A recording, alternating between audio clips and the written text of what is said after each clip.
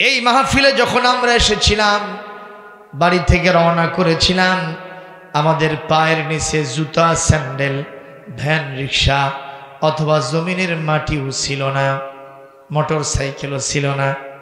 তাহলে আমাদের পায়ের নিচে কি ছিল? আল্লাহর নবী বলেছেন, আন্নাল মালাইকাতা লাতাদউ আজনিহাতাহা রিদাল লিতালিবিল ইলমি ওয়াল হিতানু ফি জাওফিল মা। আল্লাহর নবী বলেন, এই মাহফিলের উদ্দেশ্যে বাড়ি থেকে যারা রওনা করেছিলাম, আমাদের পায়ের নিচে হাজার হাজার রহমতের ফেরেশতা তাদের পাখা বিছিয়ে দিয়েছিল। ইভেন আমরা যেদিক থেকে মাহফিলে এসেছিলাম, ওই রাস্তার ভিতরে যদি কোনো জলাশয় থাকে, নদী থাকে, নালা থাকে, পুকুর পুষ্করণী থাকে, ওখানে মাছ সহ যতগুলি জলজ প্রাণী ছিল, সবাই আমার আপনার জন্য আল্লাহর কাছে তাদের ভাষায় দোয়া করেছিল, আল্লাহ এই মানুষগুলোকে গুনাহগার রাখবেন না, ক্ষমা করে দিবেন, আর তাদেরকে জাহান্নামের তালিকা থেকে নাম কেটে দিয়া তাদের জন্য জান্নাত বরাদ্দ দিয়ে দিবে। তাহলে কি আমরা ঠকলাম না জিতলাম? কারা কারা জিতেছে একটু হাত তুলে আল্লাহকে দেখায়, আর সবাই মিলে পড়ি আলহামদুলিল্লাহ। রব্বানা লাকাল হামদ হামদান কাসীরান তাইয়িবান মুবারাকান ফীহি আলহামদুলিল্লাহ কাসীরা আল্লাহু আকবার কবীরা সুবহানাল্লাহি বুকরাতাও ওয়া আসীলা। জোরে বলি আমিন ইয়া রাব্বাল আলামিন। হাত নামান। বাগদাদের খলিফা হারুন, নাম শুনছেন? উনি একজন ন্যায়পরায়ণ বাদশা ছিলেন। মারহাবা কর।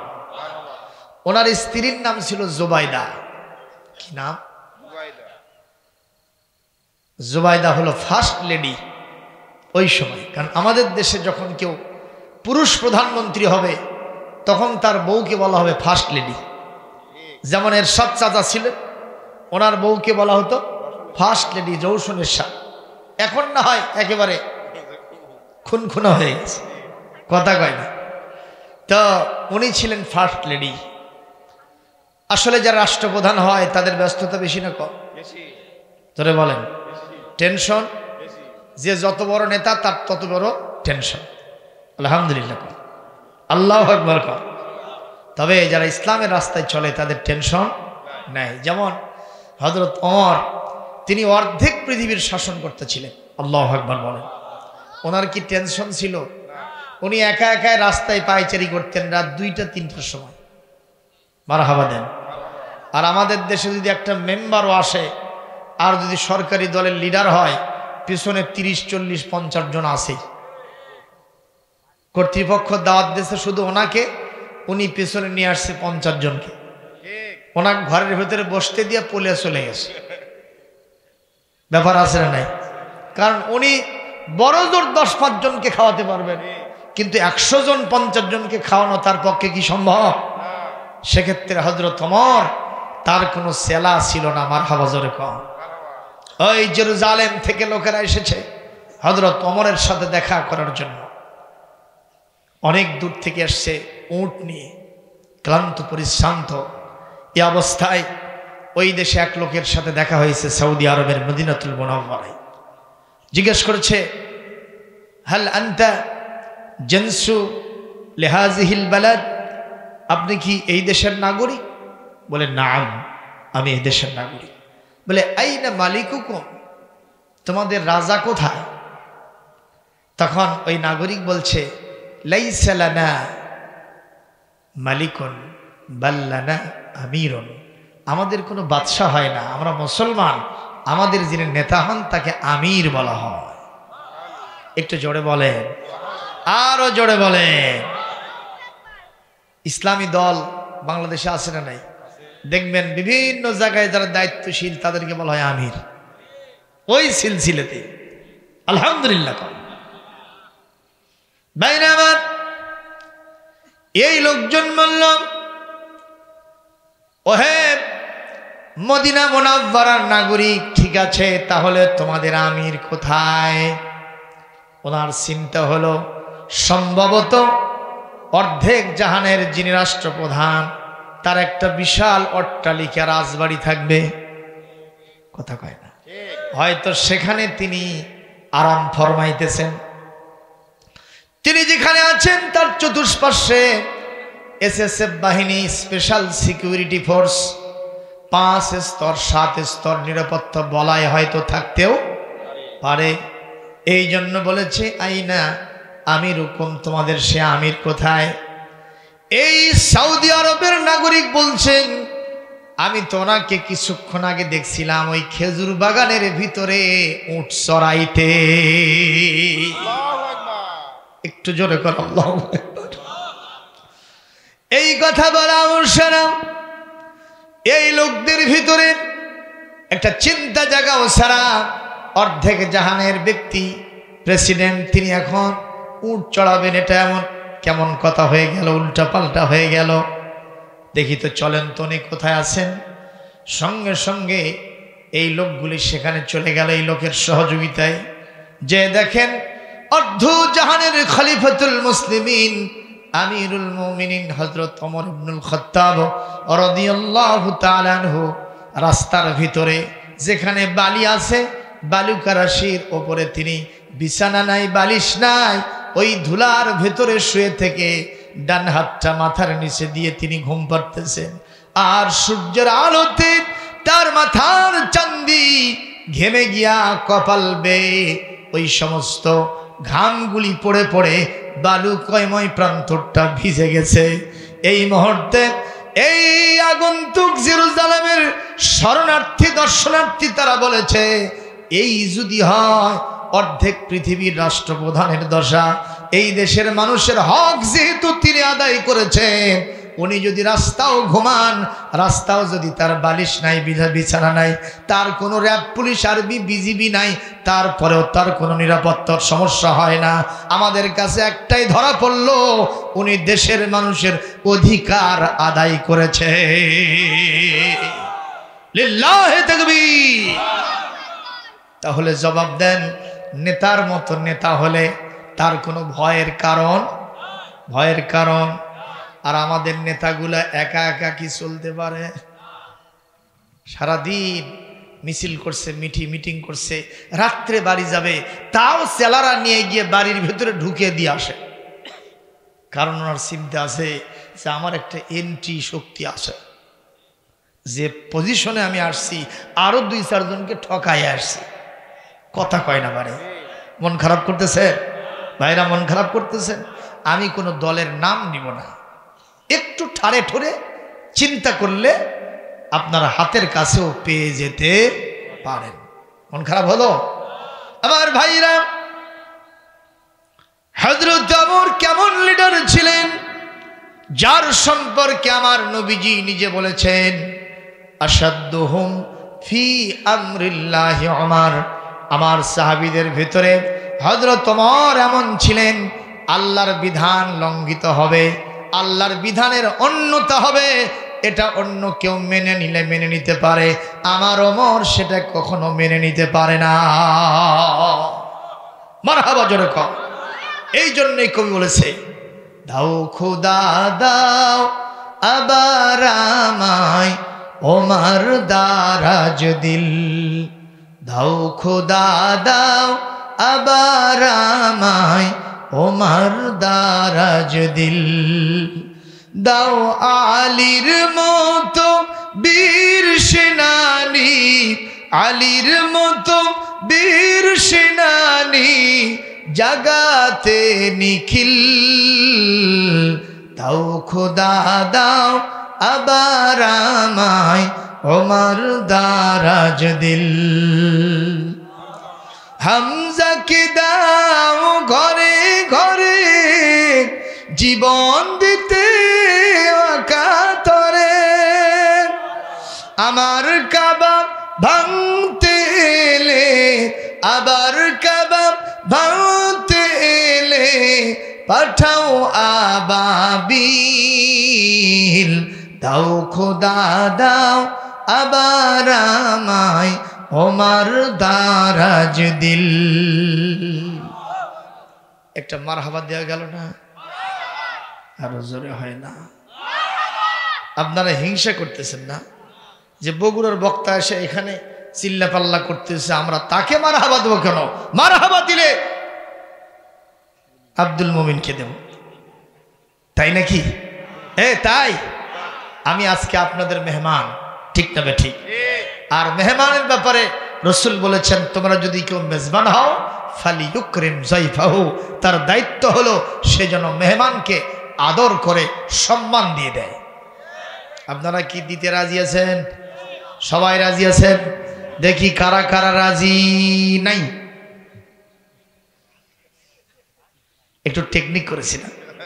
আপনারা রাজি আছেন আলহামদুলিল্লাহ। কম তো বাগদাদের খলিফা হারুনের বইয়ের নাম কি?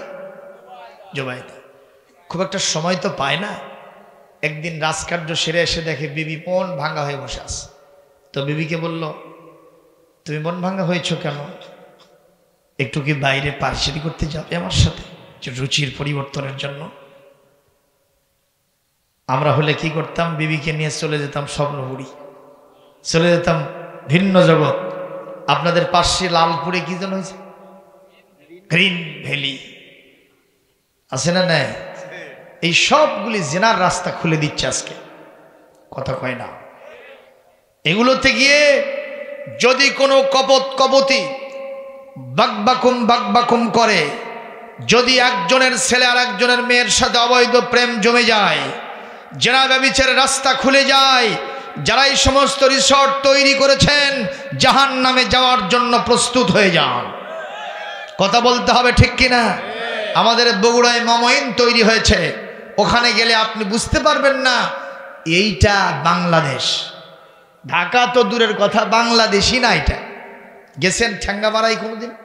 TMSS মমইন নামক একটা পার্ক হয়েছে, একেবারে আমেরিকা ব্রিটেনের মতোই, লন্ডনের মতোই, কানাডার মতো বিভিন্ন পরিবেশ সেখানে তৈরি করেছে। সেদিন তার পাশে আমার মাহফিল ছিল, আমি বলে এসেছি, হ্যাঁ ভালো কথা, যদি এখান থেকে কেউ ইমানের সাথে ফিরে যেতে পারে আপনি যা পাবেন। আর যদি আপনার এইটা তৈরি করার কারণে কারো দ্বারা কোনো জেনা সংগঠিত হয়, সকলের জেনার ভাগ আপনাকে নিতেই হবে, কোনো ছাড় হবে না। যদি এই দেশটা কোনোদিন ইসলামী রাষ্ট্র হয়, এমন কিছু রিসর্ট সেন্টার তৈরি করা হবে, সেখানে একজন বেঈমান যাওয়াও সারা, ইমানদার হওয়াও সারা। আল্লাহ যেটা বলেছেন, সিরু ফিল আরদে ফানজুরু কাইফা কানা আকিবাতুল মুকাজ্জিবিন, এরকম একটা শিক্ষা সফরের জায়গা ইনশাআল্লাহ ইসলামী রাষ্ট্র তৈরি হলে এটা তৈরি করা হবে। সুবহানাল্লাহ, জোরে কোন। এরকম একটা রাষ্ট্র ব্যবস্থা বাংলার জমিনে আসুক, তা কি আপনারা চান না? এ মুসলমান, চান কি চান না? এই কোরআন হাতে রেখে বলছি, যতদিন পর্যন্ত সংবিধান কোরআনে কারীম না হবে ততদিন পর্যন্ত এই দেশে সঠিকভাবে 16 আনা ইসলাম পালন করা যাবে না। বলবেন যে হুজুর একটা আইন মানব, আমি একটার কথাই বলছি, সেটা হচ্ছে ওয়াকুল্লিল মুমিনিনা ইয়াগুদ্দু মিন আবসারিহিম, সূরা নূরের 29 নম্বর আয়াতের অংশ আল্লাহ পাক বলেছেন, হে নবী আপনি মোমেন পুরুষদেরকে বলে দেন তারা যেন তাদের চক্ষুকে পর নারী থেকে নিম্নগামী করে। আচ্ছা, এই বিধানটা কি মেনে আপনি নাটোরের রাস্তায় চলতে পারবেন? নলডাঙ্গায় চলতে পারবেন? মনে করছেন যে একটা বেগানা নারী আসতেছে, আমি মাথা নিচু করব, চোখ নিচু করব। এখন আর একজন যে আসতেছে, আপনি তার সাথে বাজে যাচ্ছেন, কথা কয় না? আগে তো এমনি চোখ দিয়ে দেখেন, এখন তো সংঘর্ষ, ঠিক না ঠিক? তাহলে কায়দা হবে না বেকায়দা হবে? বেকায়দা হয়ে যাবে। তাহলে কি করতে হবে? কোরআনে কারীমের পর্দার বিধান, সূরা আহজাবের 33 নম্বর আয়াত, ওয়াকারনা ফি বুয়ুতিকুন্না ওয়ালা তাবাররাজনা তাবাররুজাল জাহিলিয়াতিল উলা, এটা সংসদ থেকে পাশ করে দেওয়াও সারা, এই আয়াতের বিধান মানা শুরু হওয়া সারা। সুবহানাল্লাহ। এই জন্য দরকার আছে না নাই? মন খারাপ করবেন না। এই কথাগুলি আমরা সবার উদ্দেশ্যে বলি। অনেকে মনে করে হুজুররা এই মঞ্চে উঠেই খালি রাজনীতি শুরু করে। আপনি হয়তো বসে আছেন মনে করতেছেন না কিছু, কিন্তু 2-4 জন এমনও আছে যাদের ভিতরে চিন্তা থাকতেছে যে হুজুর যে বক্তব্য দিচ্ছে তাহলে মনে হয় অমুক দলের সদস্য হবে। এরকম চিন্তা ভাবনা আছে না নাই অনেকের ভেতরে? না, আমরা যখন মঞ্চে উঠি আমাদের কোনো দল থাকে না। এখানে আওয়ামী লীগ, বিএনপি, জাতীয় পার্টি, জাসদ বাসদ যারাই আছি আমাদের প্রত্যেকেরই একটা দল, সেই দলের নাম হলো হিজবুল্লাহ। কথা কয় না? কি বুল্লাহ? হিজবুল্লাহ মানে কার দল? আল্লাহর দল। আল্লাহর দলের সদস্য হতে কারো কোনো অবজেকশন আছে? আল্লাহ রাব্বুল আলামিন বলেন, ওয়া মান ইয়াতাওয়াল্লাল্লাহ ওয়া রাসূলাহু ওয়াল্লাযীনা আমানু ফাইন্না হিজবাল্লাহি হুমুল গালিবুন। সূরাতুল মাইদার 56 নম্বর আয়াত আল্লাহ পাক বলেন, আমি আল্লাহর সাথে যারা বন্ধুত্ব করেছে, আমার রাসূলের সাথে যারা বন্ধুত্ব করেছে, ঈমানদারদের সাথে যাদের বন্ধুত্ব কায়েম হয়ে গেছে, এরা এমন একটা দলের সদস্য যেই দল হলো হিজবুল্লাহ, আমি আল্লাহর দল। এই দলের যারা সদস্যশিপ, যারা মেম্বারশিপ গ্রহণ করেছে, এই ব্যক্তিদের কোনো পরাজয় নাই। এরা দুনিয়া আখিরাতের সব জায়গায় বিজয়ী। এমনকি যদি কারো ফাঁসি হয়ে থাকে সেও বিজয়ী হয়েছে। সুবহানাল্লাহ জোরে কোন। এমনকি যদি কারো জেল জুলুম জরিমানা হয়ে থাকে সেও বিজয়ী হয়েছে। কথা বলেন ঠিক না বেঠিক? এমনকি যদি এই রাস্তায় চলতে গিয়া কেউ হাত পা ভেঙে গেছে, বিকলাঙ্গ হয়ে গেছে, তারপরেও আপাত দৃষ্টিতে মানুষেরা মনে করবে লোকটার লস হলো, আমার আল্লাহ বলেন তাদের লস হয় নাই, এদের বিজয় হয়েছে দুনিয়া এবং আখিরাতে। একদিন বুঝতে পারবা। জোরে কোন কথা ঠিক কিনা? একটা উদাহরণ দিয়ে বুঝাবো। আপনারা কি মন খারাপ করতেছেন? একটা লোক যাত্রা দেখতে যাচ্ছে। যেরকম কি যাত্রায় কি ওয়াজ হয় নাকি? জিকির আজকার, কোরআন তেলাওয়াত, এগুলো কিছু হয় না, শুধু উলুঙ্গ ড্যান্স হয়, ঠিক কিনা? আর এক লোক, সে পাশের মসজিদের ইমাম সাহেব, উনি যাচ্ছেন এশার নামাজ পড়ার জন্য। যে লোক যাত্রা দেখতে যাচ্ছে তাকে বলল, ভাই তুমি যাত্রা দেখতে যাবে না, ওখানে গেলে গুনার সাগরে হাবুডুবু খাবার, জাহান্নাম হতে পারে, চলো তোমাকে নিয়ে আমি মসজিদে এশার নামাজ পড়তে যাই। এই কথা বলাও সারাও বলল যে ওই নামাজের টাইম আমার কাছে নাই। তুই হুজুর তোর দৌড় মসজিদ তোলা, মোল্লার দৌড় মসজিদ তোলা, একটু নাউজুবিল্লাহ জোরে কর। আসলে কি মোল্লার দৌড় মসজিদ তোলা? মোল্লার দৌড় গোটা বিশ্বব্যাপী, জোরে কর মারহাবা। ইভেন মোল্লার দৌড় সংসদ ভবন পর্যন্ত আছে, আলহামদুলিল্লাহ।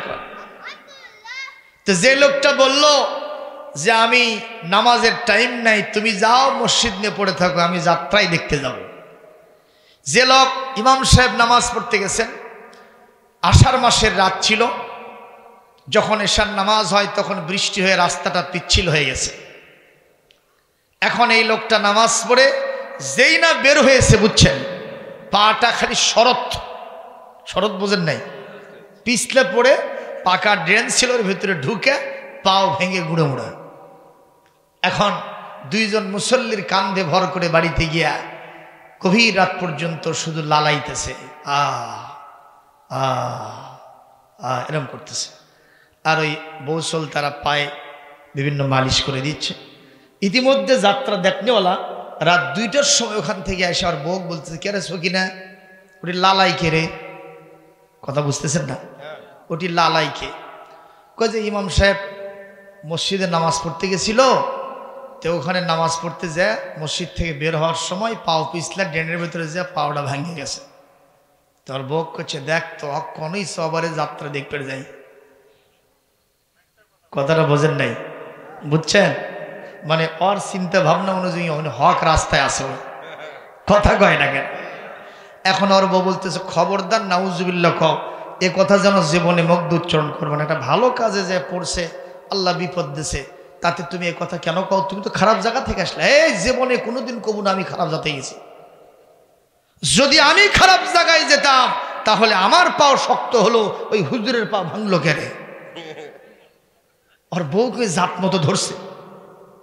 আর বউ বলতেছে না, আমার মতে হুজুরি হক পথে আছে, তুমি না হক পথে আসো, বাতিল পথে আসো। হতে পারে না, যদি আমি না হক পথে থাকতাম আমার পাও ভেঙে গুঁড়ো গুঁড়ো হয়ে যাবে, কিন্তু তা হলো না। ওই হুজুরের পাও ভাঙলোকে তুই জবাব দে। আপনাদের মতে জবাব দেন, এই যাত্রা দেখনেওয়ালা আর মসজিদওয়ালা এই দুইটার ভিতরে কে হক পথে আছে? একটা লোক চুপ থাকলে কিন্তু একের খবর হয়ে যাবে। জোরে বলেন, হক পথে আছে কে? যে যাত্রা দেখলো সেই, নাকি যে মসজিদে গেল সেই? এই লোক কি পথে আছে? হক পথে আছে। পাও যে ভাঙলো ভাই, তার কারণটা কি? এর জবাব আছে আপনাদের? আছে। সেই জবাবটা নবীজি বলেছেন, হুফাতিল জান্নাতু বিল মাকারিহ, জান্নাতের রাস্তা কুসুমাস্তীর্ণ নয়, রেড কার্পেট রিসেপশন, লাল গালিচা পূর্ণ সংবর্ধনা নয়, জান্নাতের রাস্তায় কাঁটা বিছানো আছে। বলেছেন বিশ্বনবী হযরত মুহাম্মদুর রাসূলুল্লাহ, রাওয়াহুল বুখারী। জোরে কোন আল্লাহু আকবার। তাহলে জান্নাতের রাস্তায় যদি কোনো ব্যক্তি চলতে চায়, নিঃসন্দেহে জেল জুলুম, জরিমানা, দাঙ্গা হাঙ্গামা, ওই মামলা হামলা, ফাঁসির কাষ্ট, এমনকি তার পা ভাঙতে ভাঙতে হাতও ভেঙে যাবে, জীবনটাও চলে যাবে। তারপর হাজারবার বলবো, মসজিদে যে হুজুর নামাজ পড়তে গেছে উনি হক পথে আছে। তুই ওখানে যাত্রা দেখতে গিয়েছিস, তুই বাতিলের বাচ্চা, বাতিল। জোরে কোন কথা ঠিক কিনা? এখান থেকে কি বুঝাইলাম? এই সমাজের ভিতরে কিছু কিছু মানুষ কলার নাড়ে আর কয়, হুজুর যদি সৎ পথে থাকবে তাহলে হুজুর জেলখানায় কে? কথা কয় না। আমাদের বড় হুজুর, আমাদের আল্লামা, কোরআনের পাখি, 13টা বছর পর্যন্ত তিনি সেখানে দুগে দুগে প্রাণ দিলেন। ঠিক না বেঠিক কোন? তাই বলে যদি কেউ বলে উনি এই কাজটা করেছেন, তাছাড়া কেন তাকে এতদিন ওখানে পচে মরতে হলো? বাংলাদেশের কিছু কিছু পীর নামের ক্ষীর, তারা আবার সে কথাই বলতেছে। আমার মুসলমান ভাইরা, আমার মরহুম আল্লামা কোরআনের পাখি শেষ দিনে যে হাসিটা মেরেছেন, যে সুন্দর হাসিটা দিয়েছেন, উনি প্রমাণ করে গেছেন উনি কখনো না হক পথে ছিলেন না, উনি হক পথে ছিলেন এবং উনি শতবার সফল হয়েছে। কথা কোন ঠিক না বেঠে? কিন্তু যারা তাকে জুলুমের শিকার করে রাখলো, আজ হোক কাল হোক, এর চরম মূল্য দুনিয়া আখিরাতে দিতেই হবে, দিতেই হবে, দিতেই হবে। কোনো ছাড় হবে না, হবে না, হবে না। মন খারাপ করতেছেন? মন খারাপ করতেছেন? 12,500 ভোল্টের তার যদি থাকে আর ওখানে যদি কেউ বিসমিল্লাহ কয়েও হাত দেয়, আর খবর আছে। ঠিক না বেঠিক? আলেমদের সাথে কিছু নাই, কিন্তু কোরআন আছে। আর কোরআনের লিঙ্ক আছে কার সাথে? আল্লাহর সাথে। এই কোরআনওয়ালাদের গায়ে যেই হাত দিবে শর্ট খেতেই হবে, এটা শতবার প্রমাণিত হয়েছে। কথা বলেন ঠিক কিনা? কেউ মন খারাপ করবেন না ভাইরা আমার। কি বলতেছিলাম? জুবাইদা স্ত্রীকে নিয়ে তিনি একটু ঘুরতেছেন, পায়চারি করতেছেন। দেখেন, এটা মসনবী শরীফের ভিতরে জালালউদ্দিন রুমি রহমাতুল্লাহ আলাইহি নওয়ারাল্লাহু মারকাদাহু ওয়া জাআলাল জান্নাতা মাসওয়াহু, তিনি তার কিতাবের ভিতরে লিখেছেন এই ঘটনাটা। কষ্ট হচ্ছে আপনাদের? একটু খেয়াল করেন, বেশি সময় ওয়াজ হবে না। আমাদের ভাই বলেছেন যে সর্বোচ্চ 12:30, মানে এখন থেকে আর সর্বোচ্চ 1 ঘন্টা থাকতে পারবেন না। রাসূল বলেছেন তাদারুসুল ইলম সাআতাম মিনাল লাইল খায়রুম মিন ইবাদাতি 60 সানা। রাতের 1 ঘন্টা দিনের ইলম তলব করা 60 বছর নফল ইবাদতের চাইতেও শ্রেষ্ঠ। ফি রিওয়ায়াতিন খায়রুম মিন ইহইয়াইহা, সারা রাত জেগে ইবাদত করার চাইতেও অনেক বেশি ভালো। কার কাছে? সুতরাং 1টা ঘন্টা বসেন, হতে পারে আমাদের জীবনের শেষ মাহফিল। ঠিক না বেঠিক? কেউ উঠবেন না ভাই, এগুলো আমরা যখন মরে যাব তখন বুঝবো। মরে যখন যাব বডিটা কি এরকমই থাকবে? কবরে যাওয়ার সাথে সাথে কি হবে? একজন কবি তার কবিতার ভিতরে সুন্দর করে চিত্রটা তুলে ধরেছেন, বলবো? 6 দিন পরে নখ খসে যাবে, 9 দিন পরে চুল, 6 দিন পরে নখ খসে যাবে, 9 দিন পরে চুল। কবর গাহের সামান নিতে কইরো না কেউ ভুল, কবর জায়গা ভালো নয়, কবর জায়গা ভালো নয়, কবর জায়গা ভালো নয়। আমল দিয়ে কবর গৃহ সাজিয়ে নিতে হয়। 17 দিনে পেট ফেটে শেষ, পোকার খাদ্য হবে। 60 দিন পরে গোশ থাকবে না, কঙ্কাল পড়ে রবে। 17 দিনে পেট ফেটে শেষ, পোকার খাদ্য হবে। 60 দিন পরে গোশ থাকবে না, কঙ্কাল পড়ে রবে। 90 দিনে হাড়গুলি সব, 90 দিনে হাড়গুলি সব আলাদা হয়ে রয়। কবর জায়গা ভালো নয়, কবর জায়গা ভালো নয়, কবর জায়গা ভালো নয়।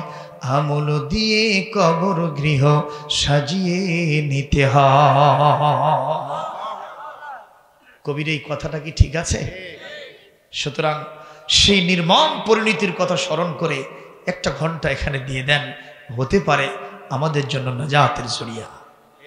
কত গুনাহগার এখানে আছি, এমনও আছি যে আজকে এশার নামাজ না পড়ে আসছে। এরকম এ জাতীয় লোক অবশ্যই এই মাহফিলে কেউ নাই, আছে? তাহলে কামটা তো উল্টা পাল্টা হয়ে গেল। ওই যে কারবার বলে পরনে লুঙ্গি নাই, লুঙ্গি খুলে মাথায় একেবারে পাগড়ি হিসেবে বেঁধে ফেলছে। তো একজন জিজ্ঞাসা করছে, খবর কি রে? কাজে হুজুর ওয়াজ করছে পাগড়ি বান্দা খুবই বড় সুন্নত। কথা কয় না, অথচ ফরজের কোনো খবর নাই। তা আমাদের দেশের অবস্থা হয়েছে তাই। আমরা এশার নামাজ পড়ি না, নামাজ পড় বাদ দিয়া আমরা এসে মাহফিল শুনি। তবে আমি আপনাদেরকে ছেড়ে দেবো, যখন বাড়িতে গিয়ে নামাজটা পড়ে নেবেন তখন ইনশাআল্লাহ আল্লাহ পাক আপনাকে কবুল করে নেবেন। জোরে বলি আল্লাহুম্মা আমিন। আমার ভাইরা, আজকে আপনাদের সামনে কোরআন কারীম থেকে যে তেলাওয়াতটা দিয়েছি, কোরআন কারীমের 29 পারার 1 নম্বর সূরা সূরাতুল মুলকের 2টা আয়াত পড়েছি। আল্লাহ রাব্বুল আলামিন বলেন, তাবারাকাল্লাযী বিয়াদিহিল মুলকু ওয়া হুয়া আলা কুল্লি শাইইন কাদির।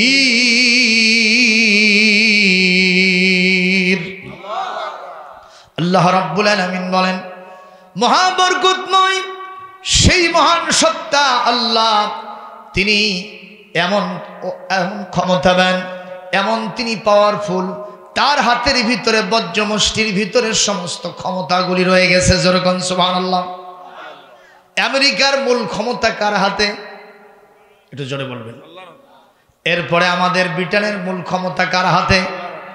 ব্রিটেনের মূল ক্ষমতা আল্লাহর হাতে। আমেরিকার মূল ক্ষমতা আমার আল্লাহর হাতে। গোটা পৃথিবীর সব দেশের ক্ষমতা, আসমান জমিনের ক্ষমতা কার হাতে? এই দেশের ক্ষমতা খালি আল্লাহর হাতে নাই। এই দেশটা নিয়ে আল্লাহ একটু চিন্তায় আছে নাকি? এটারও ক্ষমতাবানকে একটু জোরে বলতে হবে। আল্লাহ রাব্বুল আলামিন বলেন, ওহুয়া আলা কুল্লি শাইইন কাদির। তিনি সব বিষয়ের উপরে ক্ষমতাবান, তার ক্ষমতার বাইরে কেউ নাই। আল্লাহ পাক বলেন, দেখো আমার ক্ষমতাটা কেমন। আল্লাযী খালাকাল মাউতা ওয়াল হায়াতা লিয়াবলুয়াকুম আইয়ুকুম আহসানু আমালা। আমার ক্ষমতার বহিঃপ্রকাশ কোন জায়গায় একটু চিন্তা করে দেখো। আমি আল্লাহ পাক মউতকে সৃষ্টি করেছি, আমি আল্লাহ পাক হায়াতকে সৃষ্টি করেছি। মউত এবং হায়াতের যিনি স্রষ্টা, যিনি মালিক, আওয়াজ দিয়ে বলেন তিনি কে? আমাকে যিনি বেঁচে রেখেছেন তিনি কে? আমাকে যিনি মৃত্যু দিবেন তিনি কে? এই বিশ্বাস যাদের ভিতরে একটা বার আছে, এই মানুষ ফাঁসির দড়িও গলায় নেবে, কিন্তু কোনোদিন কোন রাষ্ট্রপতির কাছে ক্ষমা ভিক্ষা করবে না। কারণ হলো সে জানে আমি যার কাছে জীবন ভিক্ষা চাইব, তার জীবনটাও তো তার হাতে নাই। কার হাতে আছে? এ জোরে কোন কার হাতে আছে? এই বাংলাদেশের 3 জন প্রেসিডেন্ট তারা ক্ষমতায় থাকাকালীন সময়ে জমিন থেকে বিদায় হয়ে গেছে। আল্লাহু আকবার কোন? কয়জন? 3 জন প্রেসিডেন্ট। তাদের কাছে ক্ষমা চাওয়ার জন্য বলা হয়, অথচ ক্ষমতায় থাকতেই মহান আল্লাহ তাদেরকে বিদায় করে নিয়ে গেছে। এতে প্রমাণিত হয় মানুষ কখনো মানুষের কাছে জীবন ভিক্ষা চাইতে পারে না। জীবন ভিক্ষা একমাত্র যার কাছে চাওয়া লাগবে, আওয়াজ দিয়ে বলেন তিনি কে? কোনো সন্দেহ রাখা যাবে না। খেয়াল করেন আবার আল্লাহ পাক কি সুন্দর করে এখানে মৌতের কথাটা আগে উল্লেখ করেছেন, তারপরে হায়াতের কথা উল্লেখ করেছেন। এর ভিতরে একটা সিগনিফিকেন্স আছে, একটা ব্যাখ্যা আছে। ব্যাখ্যাটা কি? কুরবানির ঈদে আপনি গরু জবাই দিয়েছেন, আপনার মেয়েকে বিয়ে দিয়েছেন। এখন কুরবানির গোশত আমরা কি মেয়ের বাড়িতে পাঠাই না? আপনার ছেলেটাকে বললেন, বাবা একটু তোর বোনের বাড়িতে গোশত দিয়ে আয়। তো বলছে, এই যুগে আমি আর হাঁটে হাঁটে যেতে পারবো না, তো সাইকেল আছে, সাইকেল নিয়ে যাও। কোটাও হবে না। কি বলে? একটা পালসার, এটা চাই। বলে আমার তো এটা কেনাই নেই বাবা, কোত্থেকে দেবো রে? তো তখন বাপকে বলছে যে দেখেন আমার চাচাতো ভাই সেদিন বিয়ে করছে, ওর শ্বশুর একটা দিচ্ছে, ওটা দিলে হয়ে যায়। তো যে বলছে, বাবা তোদের মোটর সাইকেল তো বসে আছে রে, তোর বোনের বাসায় একটু গোশত দিতে যাবে, আমার আব্দুল করিম তোর হাতে একটু হুন্ডাটা দেওয়া যায় না? চাচা নিয়ে যাক। তো এই ছেলেটা যখন হুন্ডা নিয়ে যাচ্ছে, তখন ওর সিনা আগে ছিল 18 ইঞ্চি, এখন হয়েছে 28 ইঞ্চি। কথা কয় না? কারণ হুন্ডা চালাতে পারে, কিন্তু হুন্ডা ছিল না। আজকে যখন পাইছে, বোনের বাড়িতে যখন যাচ্ছে, 18 ইঞ্চি সিনা 10 ইঞ্চি বাড়ায় 28 ইঞ্চি হয়েছে। বাস হিরো মার্কা ছেলেটা খাওয়া দাওয়া শেষ করে বোনের বাড়ি গোশত দিয়া যখন বাড়ির দিকে ফিরে আসতেছে, আপনারা আমাকে জবাব দেন, ওর সিনা কি এখন 28 ইঞ্চিতেই আছে? বাড়ছে? হুজুর বলে বোঝে নাই, হুজুর বোঝে নাই। সিনাটা কি এখনো 28 ইঞ্চিতে আছে? আব্দুল মিন ভাই আছে? নাই। কারণ এর সিনা এখন 14 ইঞ্চিতে আসছে, 18তেও নাই। What is the cause? কি কারণ? কারণ একটাই, এই হুন্ডটা নিয়ে গিয়ে আবার ফিরিয়ে দিতে হবে। কথা কয় না? আরো জোরে বলুন, ঠিক না ঠিক? কি বুঝাইতে চাইলাম আপনাকে? এই পৃথিবীতে একটা মানুষ যদি মনে করে আমি লাগামহীন না, আজ হোক কাল হোক আমাকে দুনিয়া থেকে বিদায় হতে হবে, তার মানে মৌতের কথাটা যদি সবসময় তার ভিতরে জপতে থাকে, স্মরণে নিয়ে আসতে থাকে, এই মানুষের দ্বারা 2 নম্বরই, 4 নম্বরই, 22 নম্বরই সুদ ঘুষ খাওয়া, জিনা ব্যভিচার করা, হত্যা সন্ত্রাস করা, চুরি ডাকাতি করা, ওই মদ জুয়া গাঁজা ফেন্সিডিলের সাথে সম্পর্ক রাখা তার জন্য সম্ভব হবে না। জোরে কোন কথা ঠিক কিনা?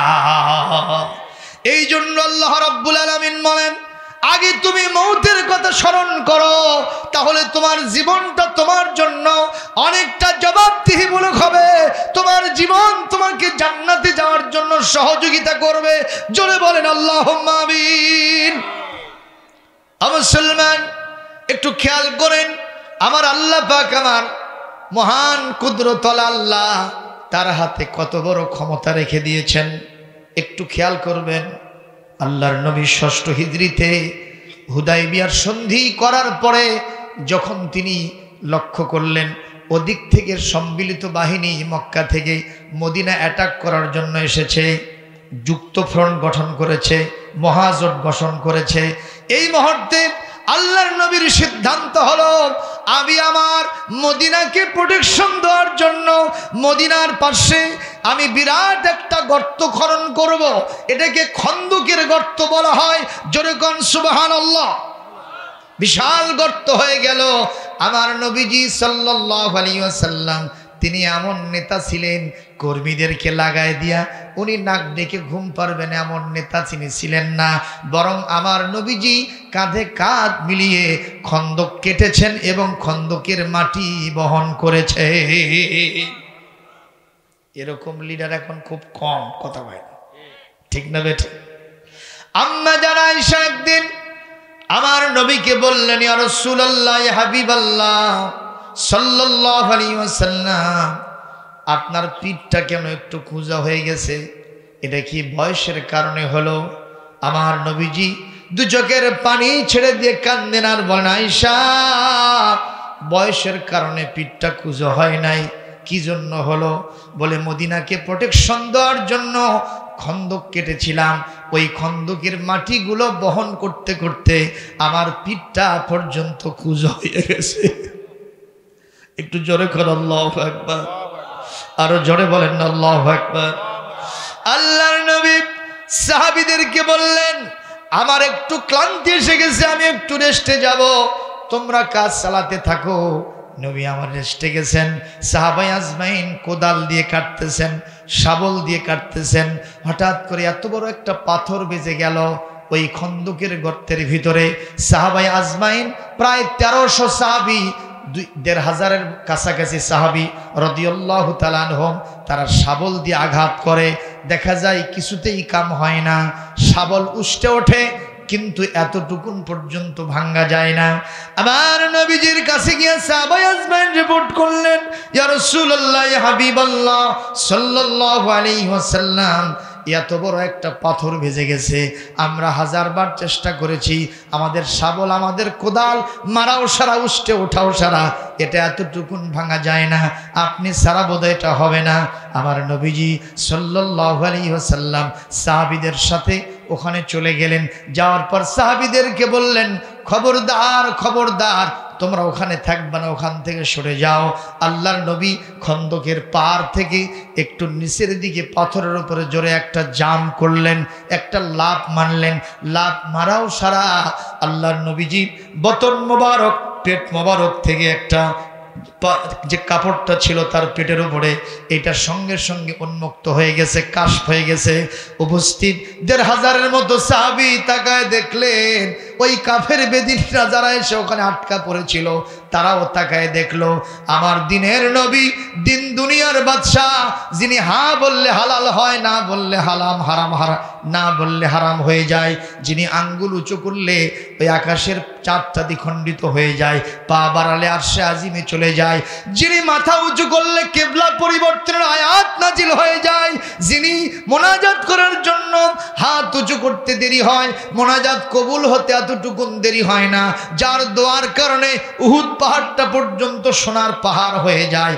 সাহাবায়ে আজমাইন তাকায় দেখলো, শত্রু সৈন্যরা তাকায় দেখলো আমার নবীর পেটের উপর থেকে এই কাপড়টা যখন সরাই গেছে, আমার নবীর পেটের ভিতরে এত বড় একটা পাথর বাঁধা। সাহাবায়ে আজমাইন এই দৃশ্য দেখে দু চোখের পানি ছেড়ে দিয়ে কেউ কেউ কান্দে আর আফসোস করে, আমরা খেয়ে দিয়ে এসেছি রে, আমাদের পেট পুরে খাবার আছে, আর আমাদের যিনি নেতা আজকে তার পেটে খাবার নাই, পেটটাকে সমান সমান রাখার জন্য তিনি যে ক্ষুধার্ত কাউকে জানাবেন না, এটাকে গোপন করার জন্য একটা পাথর কত সুন্দর করে বেঁধে রেখেছেন। এ আমাদের দিনের নবীকে দাওয়াত দেওয়া দরকার। কে দাওয়াত দেবা, কে দাওয়াত দেবা? সবার আগে হযরতে জাবের রাদিয়াল্লাহু তাআলা আনহু তিনি সিদ্ধান্ত নিলেন, আমার নবীকে আমি আমার বাড়িতে দাওয়াত দিব। একটু জোরে কর আল্লাহু আকবার, আরো জোরে বলেন না। হযরতে জাবের এক দৌড়ে বাড়িতে গেছেন, কষ্ট হচ্ছে, এক দৌড়ে বাড়িতে গিয়ে তার বিবিকে বলতেছেন, বিবি রে, যে দৃশ্য দেখে এসেছি, আমরা যদি না খেয়ে মারাও যাই কোনো আসে যায় না, আমাদের বিশ্ব নবীকে কতদিন যে তিনি খান না, তার পেটের ভিতরে এত বড় একটা পাথর বাঁধা দেখেছি, বিবি রে কি খাবার আছে তাড়াতাড়ি বলো, বিশ্ব নবীকে দাওয়াত দিব এবং আমাদের বাড়িতে তাকে নিয়ে এসে মেহমান করে বসাবো।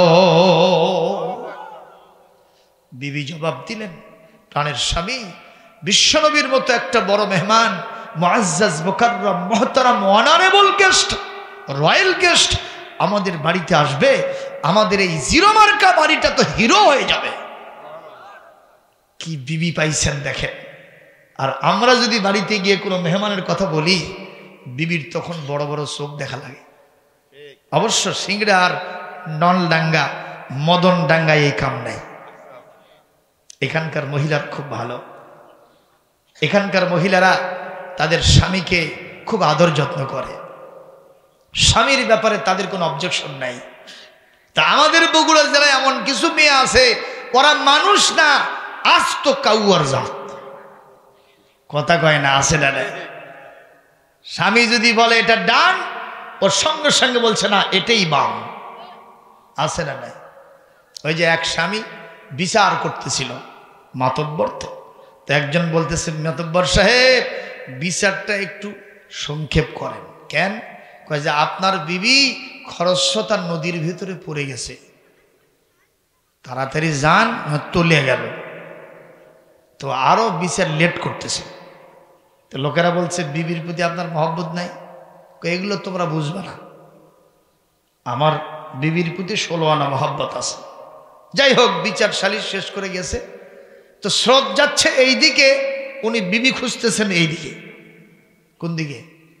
উজানে ভাটিতে, উজানে খুঁজতেছে। তো লোকেরা বলে তুমি উল্টা পাল্টা মানুষ নাকি, স্রোতের টানে এদিকে তো ভাটির টানে ভেসে যাবে বিবি, তুমি উজানে খোঁজো কেন? কাজে এগুলো তোমরা বুঝবা না, এগুলো আমাদের ইন্টারনাল অ্যাফেয়ার্স, ব্যক্তিগত গোপনীয় কারবার। সেটা কি? কাজে এই বিবি সারাটা জীবন আমার মতের উল্টো চলছে। তা আজকে নদীর ভেতরে পড়ে ও যে ভাটির টানে এদিকে গেছে, আমার বিশ্বাস হয় না ওই উজানেই গেছে। এরকম বিবি এই সমাজে কম না বেশি? এ জনগণ আছে না নাই? অনেক বিবির আর স্বামীর নাম ধরে ডাকে। আমি এক বিবিরে দেখলাম তার স্বামীরে ডাকতেছে টুটুল, আর টুটুল। টুটুল তখন ওর বন্ধুদের সাথে গল্প করতেছিল। তো একজন বলতেছিল, কে রে টুটুল? ওটা তোর মাও ডাকে নাকি? টুটুল তখন জিবাতে কামড় খাইছে। তো ভাই জিবাত কামড় খায় না কেন? এই বয়সের মেয়ে আমার মা হয়? কে ওটা? কই আমার বউ। তো তোর বউ তোর নাম ধরে ডাকলো কেন? কয় ভাই লাভ ম্যারেজ, মানে ভালোবাসা করে বিয়ে করছে। 14ই ফেব্রুয়ারিতে ফুল দিতে দিয়া ওই কাম হয়ে গেছে, কথা কয় না বলে। তো কাজী ভাই, ওই প্রেমের বিয়া, ভালোবাসার বিয়া, লাভ ম্যারেজ, এইটা হওয়ার কারণে এখন মাঝে মধ্যে আমার নাম ধরেও ডাকে, আবার কখনো কখনো কান ধরে উঠবসও করায়। আমি কিছু মনে করি না, এগুলো আসলে একটা হিজরা। জোরে গণ, কথা ঠিক না বেটে? এ জোরে গণ আছে না নাই? হিজরা মার্কা লোক আমাদের দেশে। হিজরার ভালো মানুষ, পুরুষ মানুষ, মহিলা মানুষ, আর একটা হলো হিজরা মানুষ। জোরে গণ ঠিক না বেটে? কিন্তু মাঝখানে যদি কেউ কয় যে আমি শরীফ, এখন আমি শরীফা হয়ে গেছি, আমার আপাত মস্তক সবগুলোতে পুরুষাঙ্গ আছে, আমার সবগুলোতে পুরুষের মতো সবকিছু আছে, কিন্তু আমাকে একটু মেয়ে মেয়ে লাগে, এটা কি মানে নেওয়া যাবে? আর এই কথা শুনে যদি তাকে আপনি নিয়ে গিয়ে মহিলা গ্রুপের মধ্যে, মহিলা প্যান্ডেলে জায়গা দেন, তাহলে কায়দা হবে না বেকায়দা হবে? নাশ হবে না সর্বনাশ হবে? জনগণ কি হবে?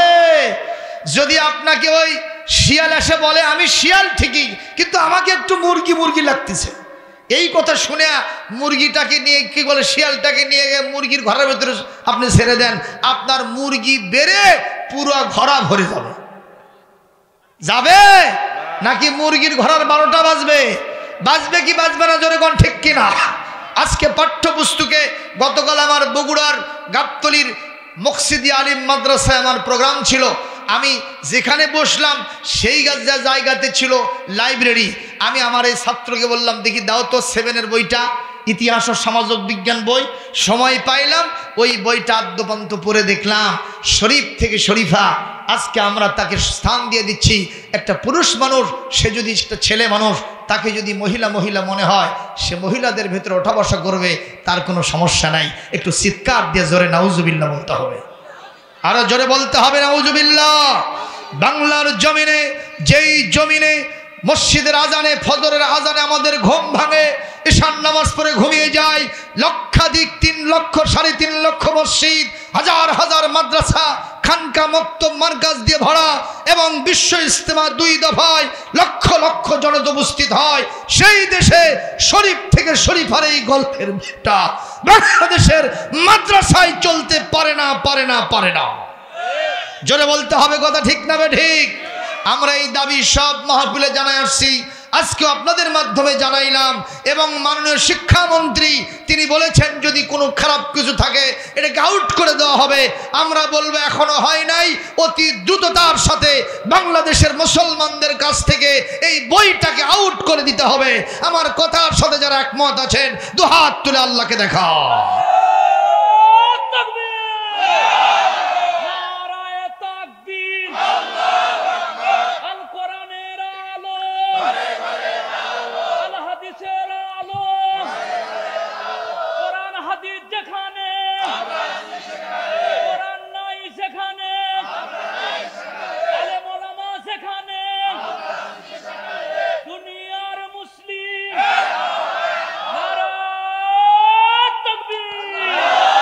আলহামদুলিল্লাহ। প্রিয় উপস্থিতি, কষ্ট পাইলেন? আসলে এমন কিছু মানুষ আছে, সরকারের দোষ নাই, ওই মন্ত্রী বাহাদুরেরও দোষ নাই, এমন কিছু লোককে ওখানে নিয়োগ দিয়েছে। এদের একটু মাঝে মধ্যে, এরা যেহেতু রাম আর বামপন্থী, এরা হলো ওই যে মুরগি কবির মার্কা লোক, কথা কয় না কেন, এদের মাঝে মাঝে একটু চুলকনি ওঠে। তো ওই চুলকনি যখন ওঠে আর এই সব কাজ একটু করে ফেলে, সঙ্গে সঙ্গে আলেম ওলামা বাংলাদেশে যে ধারারই হোক, কোনো ইসলামের বিরুদ্ধে কাজ হলে কাউকে ছাড় দেওয়া হয় না, জোরে কোন ঠিক কিনা? তখন ওদের ওই চুলকানিটা মরে যায়। কথা বলতে হবে, ঠিক না বেঠিক? শাহরিয়ার কবির সহ যে সমস্ত এই মুরগি কবিরেরা, যে সমস্ত রাম এবং বামপন্থী এবং নাস্তিকতাবাদীরা এই কাজে হাত দিয়েছ, তোমাদেরকে সাবধান হতে হবে। এই হাত জাহান্নামে ঢুকে যাবে, জোরে বলুন ঠিক কিনা? ধ্বংস হতে বাধ্য হবে, কোনো সন্দেহ নাই। বাংলার জমিনে নাস্তিকতাবাদীর চিন্তা কখনো অতীতেও চলে নাই, এখনো চলবে না, ভবিষ্যতেও থাকতে পারে না।